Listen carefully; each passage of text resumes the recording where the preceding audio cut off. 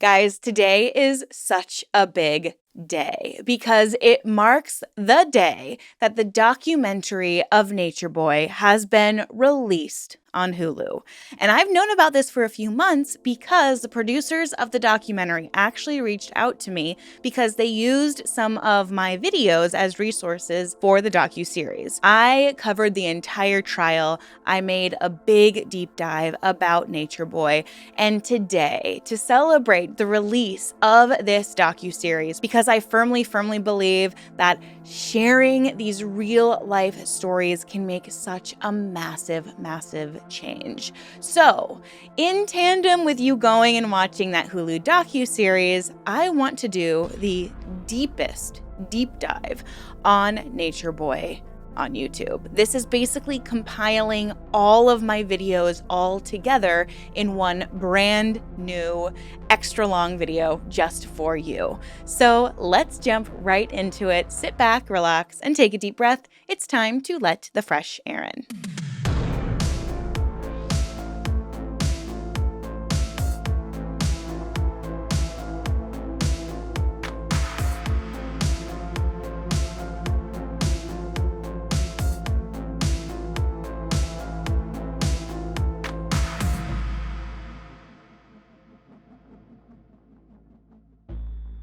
In December 2015, a man sitting on a beige carpet in a sparse Atlanta bedroom pointed a camera at himself and told the internet that he had it all figured out. No bed, no furniture, just blankets on the floor, a corkboard with a map of the United States, and a takeout menu from his favorite vegan restaurant tacked to the wall. The overall aesthetic exuded what one journalist would later call the sad desperation of life on the margins. But Eligio Bishop wasn't broadcasting desperation, he was broadcasting prophecy. He called the video Natureboy, How I Live and Why, and it ran 14 minutes and got 40,000 views. Now, that number doesn't sound like much in 2026, but in the context of what came next, what that video seeded, who it found, and who it gave permission to, 40,000 views was really more than enough. Because what Eligio Bishop, the cult leader, aka Natureboy, was selling in that video wasn't a lifestyle. It wasn't a brand, and it wasn't even a philosophy, really. It was a permission slip. Permission to leave, permission to be angry, permission to believe that the entire architecture of American life, the jobs, the system, the cities, the culture, was actually a cage built specifically to contain Black people, and that the man on that beige carpet had identified the exit. Quote, people talk about the injustices, white supremacy, and what are we going to do about it? And I've decided to be the change that the planet needs, unquote. Obviously, this is going to resonate with a lot of people who feel or are marginalized. And within a year, many people had just quit their jobs, left their families, and driven through the night and even crossed international borders to be with Eligio Bishop. And within 6 years, he would be calling himself God. And with 8, he would be convicted of R word and sentenced to life in prison without the possibility of parole. And through nearly all of it, YouTube kept the camera running. This is the story of Carbon Nation, of Eligio Bishop, who was Natureboy, but also the three God, and then the Messiah, and then, of course, King of the Earth. Yeah, he went through a bunch of rebrands. But as ridiculous as you will learn this man is, it's also super tragic. It is a heartbreaking story because it is the story of the ecosystem that produced him and the platforms that amplified him. Because Eligio Bishop didn't just build a cult in a compound in the middle of nowhere, he literally built it right here on YouTube. He built it in real time on camera with a classic subscribe button and a comment section, and the algorithm was rewarding every escalation of his behavior. So, now we need to learn who Eligio Bishop was. So, now we need to learn who Eligio Bishop really is. Before Nature Boy, before Carbon Nation, and before the jungle compounds and the live streamed sermons and the titles that stretched longer than most sentences, there was Eligio Lee Bishop, born April 29th, 1982, raised in Harlem. Now, by his own admission, Bishop had lived several lives before the camera. He was a barber, a model, a gay escort, a performer in adult films. He accumulated a prior criminal record that included charges for forcible entry, theft, aggravated battery, and driving with a suspended license. He sometimes used the name Eligio Prada, and he was, by any conventional measure, a man living on the margins of multiple worlds, not yet the god he would declare himself to be, but already very well practiced in the art of reinvention. Now, that December 2015 bedroom video was the ignition point. The moment he pointed a camera at himself and told the internet who he had decided to become, and discovered that the internet was listening. What Bishop was selling had a specific ideological architecture. He preached that melanin, the pigment that darkens the skin, hair, and eyes, carries these almost supernatural properties that are enhanced by sunlight, which is why Black people specifically needed to leave the United States and live in tropical climates.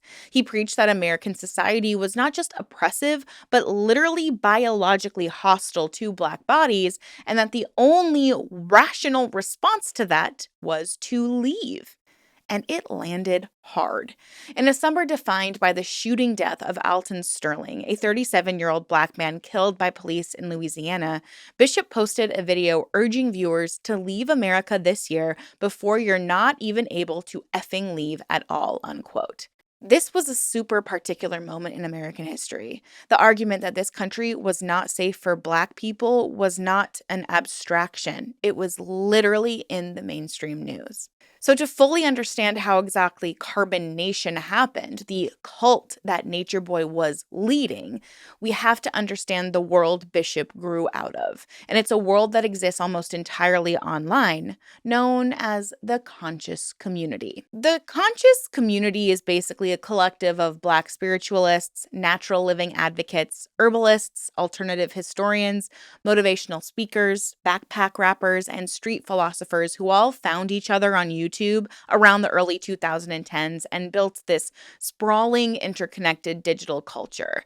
Now, at its core was a legitimate grievance that Black Americans had been systematically excluded from institutions of wealth, health, and knowledge, and a genuine desire to construct an alternative to all of that. So, at its best, the conscious community was a real intellectual background, but it also had a structural vulnerability because the conscious community's foundational premise that official institutions lie and that the system is designed to deceive them made it structurally open to anything that positioned itself as forbidden truth. And in an attention based economy, forbidden truth is always a profitable product. So, among the first people to follow Bishop out of Atlanta was Erica Carroll, a 38-year-old audio engineer who had been working for rapper T.I. She had quit her job feeling this profound emptiness despite having built a life that she thought she wanted. And Bishop's video appeared in her Facebook feed. She reached out, and he told her to stay in touch. So she decided she was going to join his group, who had now moved to Costa Rica. And she found something there that initially looked promising. Tents on a hilltop overlooking a green valley, a trail to a waterfall, fruit, vegan food, morning study sessions. She said we'd get up, watch videos on certain things like melanin, and then we'd go for lunch and go to the waterfall, unquote. It sounds idyllic. It sounds like paradise. Bishop had even set up a recording studio specifically for Carol, who began producing the group's music. But then changes came. The daily critiques came. She says, "When I got there, I felt I had a pretty good self-esteem and self-confidence. But after every day being there and told, you're not doing this right, you're so wrong, when I left, I felt like my self-esteem was so low, I had no confidence." And that's the thing these cult leaders do. They love bomb you, they put you down, and then you look to them to build you back up. You become kind of subconsciously codependent on them and their praise. And the second you feel like they get it, they're going to put you down all over again. Now, as things shifted, so did the titles that Eligio Bishop, aka Natureboy, aka the Three God, decided to have for himself. He was Father Tahuti, Master Teacher Tahuti, Most Honorable Chief Eligio the Christ, Commander and Chief of the Earth Plane, Immortal Chief. By the time Carbon Nation landed back in the United States years later, he was simply claiming to be God himself. Now, you're probably a little bit confused on the timeline, especially considering there have already been so many iterations of Eligio Bishop and who he is himself. I mean, this is a man who had a known criminal record, was living in Atlanta, and then suddenly jet off to Costa Rica with a bunch of followers. It sounds like it's not even real. But the thing is, he didn't just amass a bunch of followers and then jet set to Costa Rica. He had been intentionally accumulating these followers online, using YouTube as one of his primary sources of recruitment for years. At one point, he even lived in a house in Texas and invited multiple people, mostly women, mind you, to come and live with him there.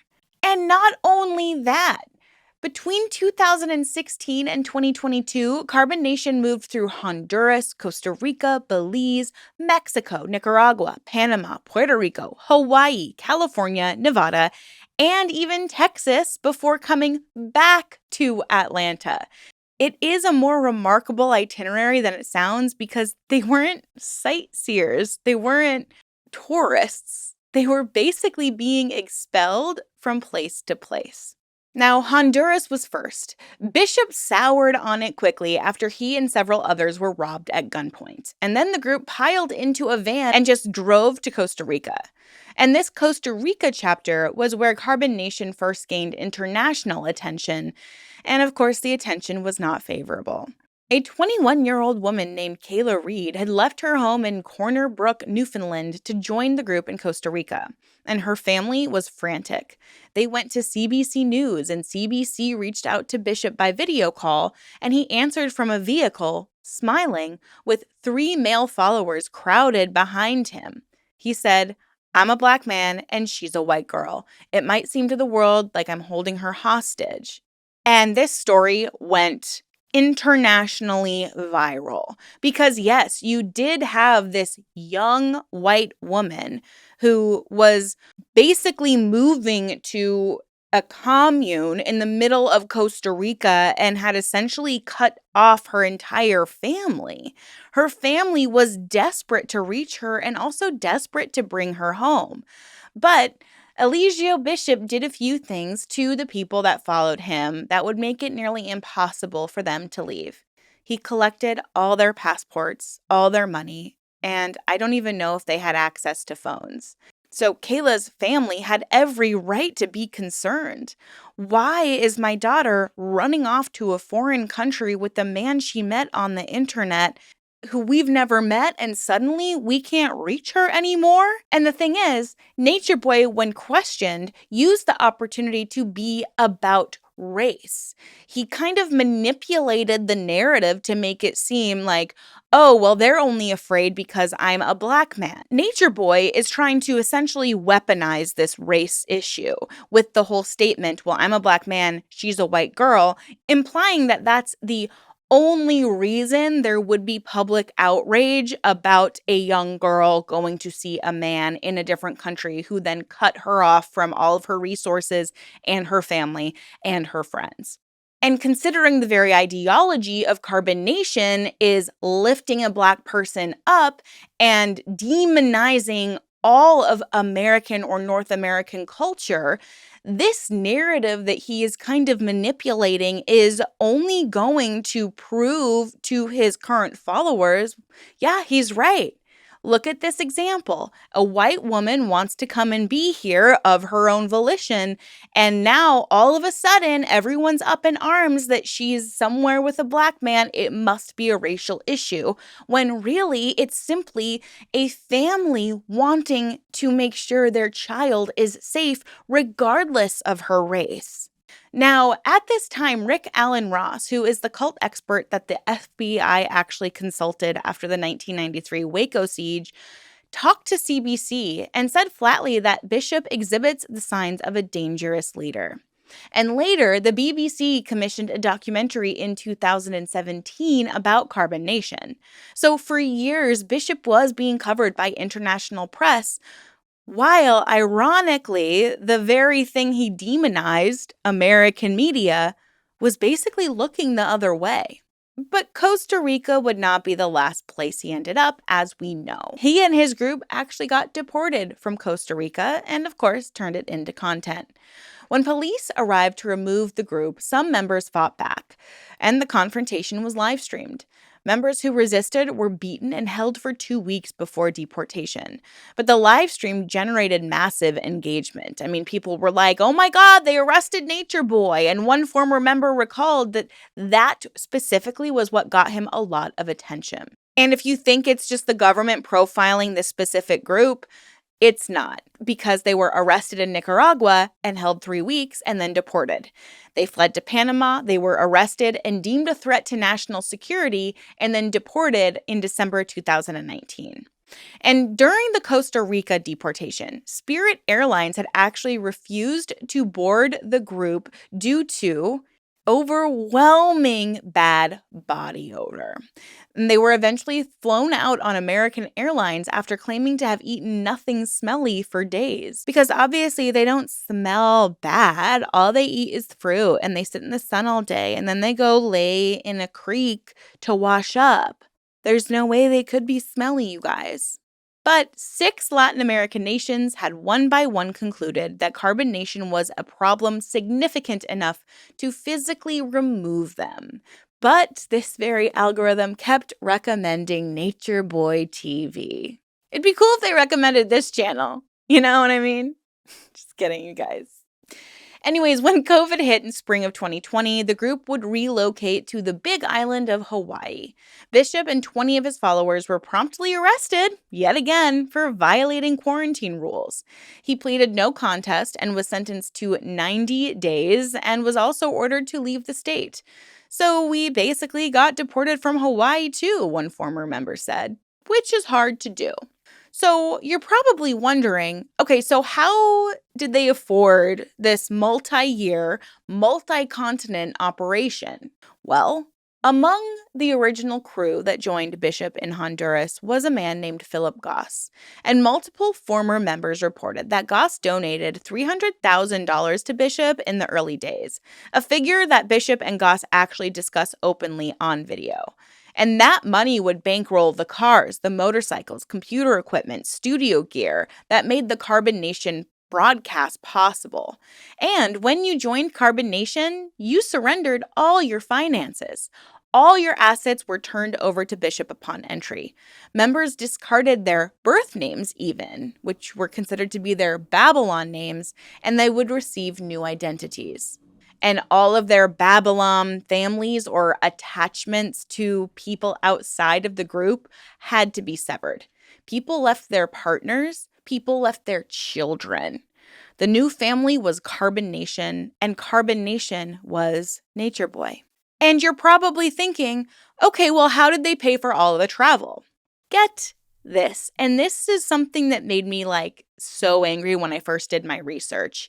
Imagine these people are flying down to meet someone who they believe is going to change their lives. They give him all of their money, their possessions, their passports, their phones. They don't have any access to anything on the outside. And they think, oh, well, Natureboy will take care of us. Well, guess what? When they rented properties, Natureboy got to be in the house of the property, and all of his followers got to get set up in tents and go to the bathroom outside. This is a man who showed us on camera how to take a dump in the woods and become closer to nature. So I guess to his followers, it seemed completely normal that he got to be in effectively the home castle, and they were forced to be in the lean-tos outside and dig a hole to go to the bathroom in after they'd surrendered all of their monetary possessions. And additionally, it just wasn't rainbows and butterflies in any stretch of the word. One of the things that really blew this whole thing up was the death of one of the followers. And do you know why she died? Because Eligio Bishop basically shamed her for taking heart medication. He made her believe so faithfully that she could heal herself with sunshine, fruit, and fresh air that she passed away while in his care because he demonized medication. This is the type of man that he is. He took on several spiritual wives and basically forced everyone to be nude with him.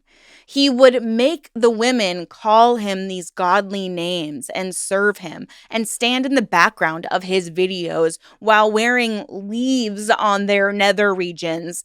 And that was it.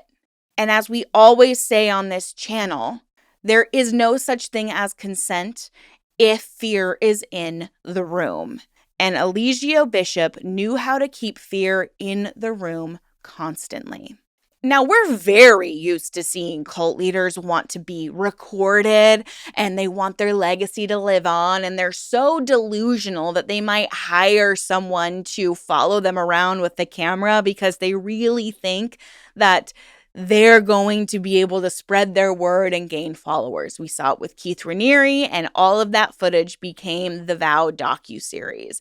We saw it in the most recent Sam Bateman docuseries, where suddenly there's a filmmaker who basically knocks on his door, and he is so self-centered and narcissistic that he's like, yeah, come on in and record me marrying all my child brides, buddy, thinking that it will never come back to haunt them.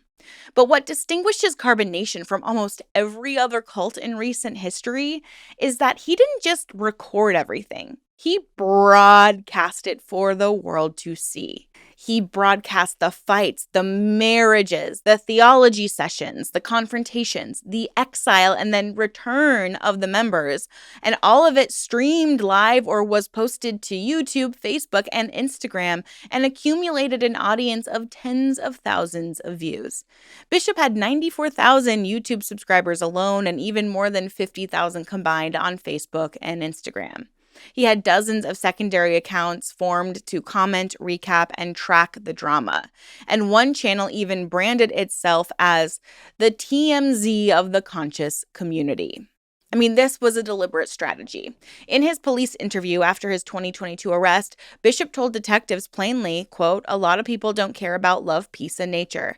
I do things to get Black people's attention, and what gets their attention? Drama. They love drama," unquote. He said that. This is a man who is claiming to uplift the Black community, but really he is just preying upon them, trying to exploit them. He's generalizing a whole group of people while asking them to complain about the very generalization that he is doing. He knows what he's doing, not what he did, and it was intentional. He would use the word clout chasing to describe this approach. He was trying to manufacture conflict because manufactured content drove views, and views drove followers, and followers kept Carbon Nation funded and growing.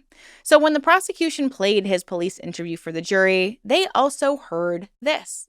They heard Bishop describing himself as a controversial figure who was being unfairly judged. Quote, "Someone could say that I R-worded them, and just because I have a bad image online, I go to jail," unquote. So he built this entire platform on provocation, so he believed that being provocative would be his very shield. He's essentially admitting to R-wording women and saying, well, I'm controversial. I say made up stuff all the time. You can't hold me to account for admitting that in a broadcast. Yeah, we can, and we did. Now, one former member named Courtney Townsend, who went by Solar, said something very important that didn't really get enough attention at the time, because the violence in the videos was not acting. He said, quote, "These women were actually getting abused. At a certain point, it was not acting. He just never stopped," unquote. Now, after the stint all over Latin America and Hawaii and Puerto Rico at one point, and Texas, Eligio Bishop would return to Atlanta in an area called Decatur. Now, a neighbor near the Decatur rental home where Bishop was ultimately arrested confirmed what the content had been showing. The neighbor spoke to WSB TV in 2022 and said, "Carbon Nation is his cult. He's been whooping girls, beating girls, fertilizing girls, and getting girls ready for marriage." It was visible, not just by the neighbor, but in the content for years. So now that we're starting to get to the arrest of Eligio Bishop, I want to rewind just a little bit and talk a little bit more specifically about life inside this cult. Because the framing of this being just an unconventional lifestyle has a way of softening what witnesses described under oath. So women were literally not allowed to wear shirts. During certain periods, they were allowed to cover their nipples with leaves, but they slept outside in tents. They were not permitted to even use indoor restrooms. They had to eat a strict vegan diet, so nutritionally limited that observers noted that members looked sickly and malnourished. They had their identities completely restructured. New names, severed families, new theology, new rules about eating and sleeping, and who they could even be intimate with. That's right, they had to ask permission of who they could be intimate with. And at the center of all of that was a non-negotiable rule that Bishop made about himself. Quote, "Every woman had to have sex with Natureboy. A lot of times it would be forced because it was non-negotiable. Natureboy considers himself to be our higher self. He thinks he's a god. He thinks he's the Alpha and the Omega. The rules came from all of that ideology," unquote. In videos that would be played for the jury, Bishop made this theology explicit in his own voice. Snarling into the camera, he says, quote, "All you B-words belong to me, and I will have my way with you as I see fit. If anyone disrespects me, I will send your soul into the abyss, and you will be lost there. You will be lost without me," unquote. Now, much like other cult leaders, the progression of control wasn't sudden. Carroll described how it happened incrementally after Honduras. The group would shift from community-centric to leader-centric. The theology of divine authority made the abuse comprehensible to the people who had already surrendered their entire lives to this group. Now, one member witnessed a July 4th incident that involved a woman named Velvet Marquez, who spent nearly 4 years with the group and even had a child with Bishop. Bishop ordered the group to form a circle around her. He picked her up by her neck and strangled her until she dropped to the ground. When she lost consciousness, he kicked her in the stomach. In a live-streamed conversation in May 2019, where Marquez's own father asked Bishop directly why he had hit her, Bishop's answer was simply, "Because I was upset with her. It was all public, visible to anyone who wanted to watch. And the more eyes that watched it only allowed that video to spread." Another former member described joining in summer 2020, drawn in by the racial reckoning following George Floyd's murder and looking for a community that offered a positive narrative for Black people. Testifying at sentencing, she said through tears, quote, "Looking at it now, I don't think anyone was happy. We wanted it to be what we wanted it to be." Now, how did Carbon Nation actually fall? Well, the woman who ultimately brought Carbon Nation down had joined the group in early 2020. She was a 25-year-old woman named Janae Newell, who had been working at Tostilli's, the same Atlanta raw vegan restaurant whose menu Bishop had tacked to the corkboard. She'd followed Carbon Nation online for years and built her own small following, and then connected with members at Tostilli's when the group relocated to Atlanta. "I loved them," she said, but she didn't love what she found inside. When Janae eventually left the group, Bishop did what he had done to others who tried to escape. He posted explicit footage of her online without her consent on his Twitter account, 2 days after she snuck out of the house while other members were sleeping. But on March 30th, 2022, she walked into a DeKalb County police station and told Detective Monica Panosian that she had joined a sex cult whose leader had assaulted her and controlled her, and that when she left, he weaponized footage against her. And on April 13th, 2022, police raided the group's rental home on Arbor Chase in unincorporated Decatur. Now, when Eligio Bishop was taken into custody, a current Carbon Nation member who was present told reporters, "The black man is God, and y'all just locked up the Messiah." This is an example of how entrenched these beliefs had become in these people. For a long time, there were still his wives who would go online after his conviction and talk about how great he is and how they were trying to free him. It's so, so sad to see these people who had a lot of potential succumb to the garbage that a man has been saying to them for years. They just can't see past the abuse, and they really believe that they deserve that treatment because, after all, he's God. So in July 2022, a grand jury indicted Bishop on 5 charges: 1 count of R word, 2 counts of false imprisonment, and 3 counts related to non-consensual distribution of explicit material. He would sit in DeKalb County Jail for nearly 2 years, switching attorneys at least 3 times, filing motion after motion for bond, and he would be denied every time. The state argued that he was a flight risk given the multiple international deportations and criminal history in Hawaii. He was a witness intimidation risk, and the judge agreed with each of these concerns. Erica Carroll, who had left the group years earlier and had been warning anyone who would listen, sent Bishop a text message a few days before his arrest and said, "Your days are numbers." She didn't even know why she typed it, but then she just watched it happen. Now, the trial opened in February 20th, 2024, in DeKalb County Superior Court before Judge Stacey Heydrich. On the morning it began, prosecutors offered a plea deal: 30 years on the non-consensual distribution charges, with the R word charge reduced to aggravated assault and the false imprisonment count dropped. Judge Heydrich warned Bishop from the bench that going to trial on the R word charge meant risking life without parole. He hesitated, but then rejected that deal. So the prosecution built its case in layers. On Thursday, February 22nd, the primary complainant took the stand. Reporters described tearful testimony about feeling powerless. She'd tried to leave the group 3 times. On the final attempt, Bishop called her back to say goodbye. He told her that she was his and that she was no longer allowed to leave. She described what happened next in detail that became part of the public court record. She described sneaking out the following morning while others slept. 2 days later, the footage appeared on his Twitter account, and she told investigators that she believed it was posted to taunt and humiliate her, to punish her. The second witness, another former member, then testified that Bishop had also assaulted her during her time in the group. He had sent one of his other wives out of the room first, and she described the aftermath: locking herself in the bathroom, in pain, bleeding from his assault. A third prosecution witness described the group's structure in terms the jury would hear repeated across multiple testimonies. Quote, "At the time, all the women were put in a position where we were separated from the men, and he claimed we all had to be his wife, so there wasn't really a conversation. It was more so he made it that," unquote. And then the prosecution called Rick Allen Ross, the founder of the Cult Education Institute. We talked about him earlier, and I'm sure you've heard him be talked about on this channel before. And when I watched this trial, I was so impressed with him.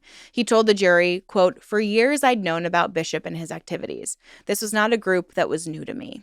He considered Bishop's general lack of accountability fits the profile of a destructive cult leader. Former member Courtney Townsend also took the stand. When prosecutors asked whether members of Carbon Nation could say no to Bishop, Townsend's answer was precise. When asked what happened if someone angered Bishop, they said, "I would say there would be emotional abuse there." On Monday, February 26th, the prosecution played Bishop's full 45-minute police interview for the jury. In it, Bishop denied the assault and the non-consensual posting and claimed that he had proof of consent. When the detective pointed out that consent can be given and later withdrawn, Bishop said, "Why would I R-word someone? I have 5 women. I'm a ladies' man." Now, on Friday, March 1st, 2024, they returned guilty verdicts on all 5 counts, and immediately Judge Heydrich sentenced Bishop on the spot: a life without parole. And before the hearing ended, one of Bishop's survivors addressed him from the stand, saying, "Now you are a prisoner, like you prisoned us." So he is currently housed at Macon State Prison. He is locked in a cell nearly 24 hours a day. The only indulgence permitted is a shared phone cart wheeled to his cell in 20-minute increments. When Rolling Stone journalist David Peisner reached him on that phone, Bishop spoke for nearly 4 hours across 2 days, and he said, "If there was hell on earth, then this is it." And then he said he was innocent. And then he said that he was king of the earth. that God had arranged the phone call specifically so that Peisner could help exonerate him. Yeah, yeah. So just the same narrative until the end. I can't express enough how difficult it is and was for these women to leave this group. Some of them didn't have passports. Some of them had children with this man, and they had to find a way to sneak out in the middle of the night away from a place that they didn't really know much of. They might not even have spoken the language, and find their way back home. These women were made to feel like objects, possessions that Nature Boy just got to collect. And the fact that these women, these survivors, were not only able to speak out and share their story and help hold Nature Boy accountable, but share their story on the stand in a public trial watched by hundreds of thousands of people, it is so inspiring. And I don't know if these women realize how many other women and cult followers they're helping in doing this. This case sets a precedent for anyone convicted of our word. It sets the precedent that we must listen to women. It sets the precedent that although lying is not illegal, coercion sure as hell should be. And it is another example that consent cannot be made if fear is in the room with us. I truly believe that when we hold cult leaders like Nature Boy accountable, we can really change the trajectory for how we treat survivors and victims of not just cult manipulation, but of DV as well, family violence and manipulation as well. This type of case and this docuseries that is going to hopefully spread the word even more about this man and about men like him or women like him who constantly manipulate people, it can really, really help society learn from these mistakes, see the red flags before they get sucked into a cult. And I really hope it helps promote empathy for survivors of groups and people like this. Our system, our judicial system, is not set up to protect victims in this way. It is super rare for anyone. No one's getting convicted of running a cult. They're being convicted of the crimes they committed while trying to run a cult. And I think the more cult leaders who are forced to be held accountable for their crimes and for their involvement and for their leadership of a cult, it will hopefully expand the things that cult leaders can be held accountable for. So it won't be so difficult to put these people away for good. Because Nature Boy is not the only Nature Boy out there. And I'm just so grateful to every survivor that spoke out. And I'm grateful to every single person who made this docuseries possible and every single person who spoke out against Nature Boy. There are so many creators who were covering Nature Boy for longer than I even was. I will try to leave down in the description below as many videos and resources and channels that I can, because there have been creators for years before I even had a YouTube channel that were trying to make people aware of Nature Boy and this cult and this situation, and they deserve a lot of credit. I'll also leave in the pinned comment below all of the videos that I made, so if you want to just go and binge that, you can. I'm considering making just like a massive, probably like 3 or 4 hour long video, just, bringing all of that together into one big series. So let me know if you're interested in that. They don't necessarily flow together, but it'll just give you everything in one place. So if you're, on a road trip or cleaning all day or just want something to listen to in the background while you're cleaning or working, you can just listen to my little annoying voice on repeat. But anyways, everyone, please go watch a docu-series. There's no way I could have covered everything in one single video. That's why my other video would end up being like 4 or 5 hours long. So please go support those other creators. Please go watch the docu-series, because just like this algorithm, the more viewers that has, the more it'll be pushed. So check it out on Hulu. It's called The Cult of Nature Boy, and I'm just so grateful I got to have a tiny, tiny little part of it. So everyone, please stay safe out there, ask questions, and always stay skeptical. I'll see you in my next video very soon. Please stay safe out there, guys. Bye.